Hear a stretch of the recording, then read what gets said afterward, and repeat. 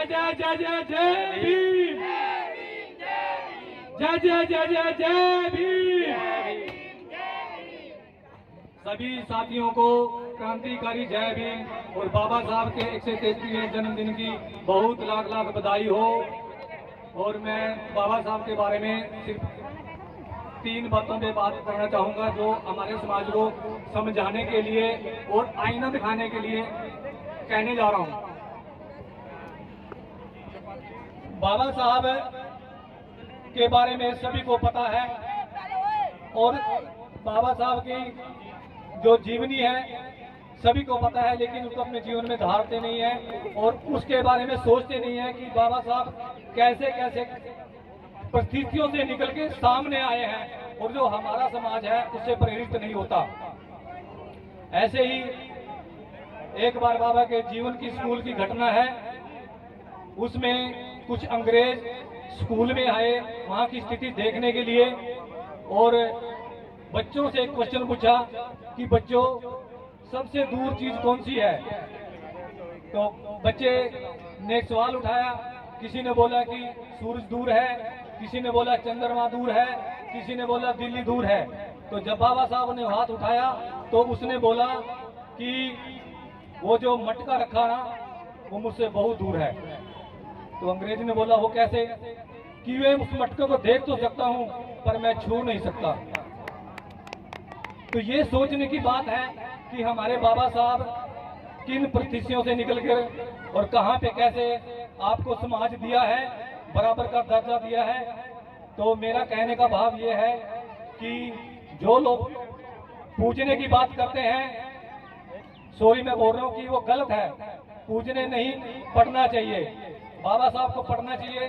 किसी महापुरुष ने कहा है कि किसी के विचारों को अगर ताला लगाना है ना तो उसको पूजनीय बना दो, तो उसके विचार वहीं पे बंद हो जाएंगे। विचारों को फॉलो करना चाहिए कि बाबा साहब कैसी कैसी परिस्थितियों से निकलकर सामने आए और हमारे को एक संदेश दिया कि जिस समाज में हम रह रहे हैं उस समाज ने हमें किस परिस्थिति में रखा कि हमें 3000 वर्षों तक पढ़ने का अधिकार नहीं दिया। दूसरी घटना बाबा साहब के जीवन में घटी है जो हमें एक संदेश देती है। एक बार ब्रिटेन से एक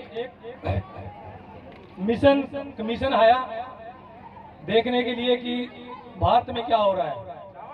साइमन कमीशन। सबसे पहले वो गांधी के घर की तरफ गए, देखा कि रात को वहां पे अंधेरा हो चुका था और महात्मा गांधी सो गए। दूसरी तरफ वो फिर वहां से चले जवाहरलाल नेहरू की तरफ गए, वहां देखे वहां भी घर का दरवाजा बंद हो चुका था और लाइट बंद हो चुकी थी, जो भी उस टाइम की व्यवस्था थी, लाइट थी या नहीं थी जो भी है, तो वो भी सो गए। वहां से जब दोनों तक क्या करें, कहाँ जाए, हमें जो कमीशन की व्यवस्था के लिए हम आए, हम किससे मिले, कौन हमें रास्ता दिखाएगा। तो उसके लिए फिर वो बाबा साहब के घर की तरफ चले, देखा ने उनके घर से रोशनी हुई तो दरवाजा खटखटाया, अंदर से वो जो भी उनके साथी था वो निकला और बाबा साहब से बोला कि बाहर से कोई ब्रिटेन से कोई कमीशन वाले हैं, जैसे कोई साइमन कमीशन है, इस तरीके से कोई बंदे आए थे अंग्रेज लोग। तो बाबा साहब से अंदर मिले, नमस्कार हुआ और हाल चाल पूछा। बाबा साहब के सामने हमने एक बात रखी है कि बाबा साहब हम महात्मा गांधी घर की तरफ गए, वो भी सो गए, जवाहरलाल गांधी की तरफ, जवाहरलाल नेहरू की तरफ गए, वो भी सो गए, आप क्यों जागे हो। सोचने की बात है, समझने की बात है। बाबा साहब ने क्या जवाब दिया कि मैं इसलिए जागा हुआ हूं क्योंकि मेरा समाज सोया हुआ है। तो बाबा साहब ने हमें जगाने के लिए कैसे कैसे संदेश दिए हैं कि हमने उनको पढ़ना है और उनके रास्ते पे चलना है। 1935 में बाबा साहब ने ये बोला था, जो मैं मुख्य बात बताने जा रहा हूँ समाज के लिए, कि मैंने हिंदू धर्म में जरूर जन्म लिया है पर मैं हिंदू मरूंगा नहीं। और उन्होंने 21 वर्षों तक सभी ग्रंथों को पढ़ डाला, जिसमें से 150-200 बुक्स थी, जिस ग्रंथ थे सभी तरह के, उनमें से त्रुटियां देखी, किस धर्म में त्रुटियां हैं, किसमें जातिवाद है, किसमें छुआछूत है, किसमें अनटचेबल है, किसी में मंदिर में बढ़ने नहीं दिया जाता, किसी को स्कूल में नहीं बढ़ने दिया जाता, किसी को घोड़ी पर नहीं चढ़ने दिया जाता, तरह तरह की यात्राएं दी जाती है।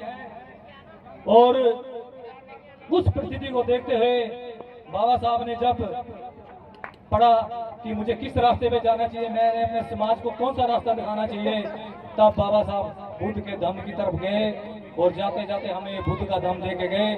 मेरे समाज से ये आग्रह है कि हमें गलत नीतियों से, गलत पाखंडवाद से, अंधविश्वास से बाहर निकलकर बुद्ध के धम्म की तरफ चलना चाहिए और बाबा साहब के मिशन को पूरा करना चाहिए।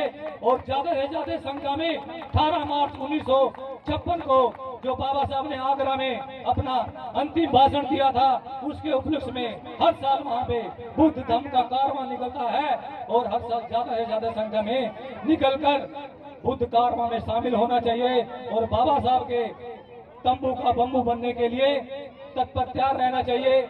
मेरे समाज से यही विनती है, अपने बाबा साहब को पूछना नहीं है, पढ़ना है, उसके विचारों पर चलना है। जय भीम, नमो बुद्धाय, तथागत बुद्ध की अनुकंपा हो। बुद्ध धम्म की क्या पहचान, मानव मानव एक समान, क्रांतिकारी। जय भीम। जय भीम।